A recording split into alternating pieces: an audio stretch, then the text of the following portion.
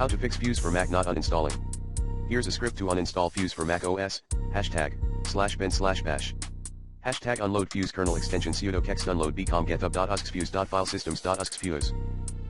#remove Fuse files echo removing Fuse sudo rmrf/library/filesystem/fuse.fs sudo rmrf/library/framework/fuse.framework sudo rmrf/library/preferencePanes/fuse.prefPane sudo rmrf/usr/local/include/osxfuse sudo rmrf/usr/local/lib/config/osxfuse.pc sudo rmrf/usr/local/lib/libosxfuse.2.dylib sudo rmrf/usr/local/lib/libosxfuse.dylib sudo rmrf/usr/local/lib/libosxfuse _i64.2.dylib sudo rmrf/usr/local/lib/libosxfuse _i64.dylib sudo rmrf/usr/local/sbin/mount_fusefs sudo rmrf/usr/local/share/man/man8/mount_fusefs.8 sudo rmrf/usr/local/share/man/man8/mount_fusefs.8 echo Fuse has been uninstalled. Here's what the script does. 1.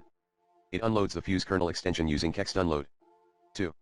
It removes the Fuse files from various locations on the system. To use this script, you can save it to a file with a .sh extension, e.g. uninstall_fuse.sh, and make it executable by running the following command in terminal, mod +x uninstall_fuse.sh. Then, you can run the script by entering its file name in terminal, /uninstall_fuse.sh. Note that you'll need to enter your admin password when prompted, as the script uses sudo to remove some of the files. For starters, use the recommended Clean My Mac X in this video guide.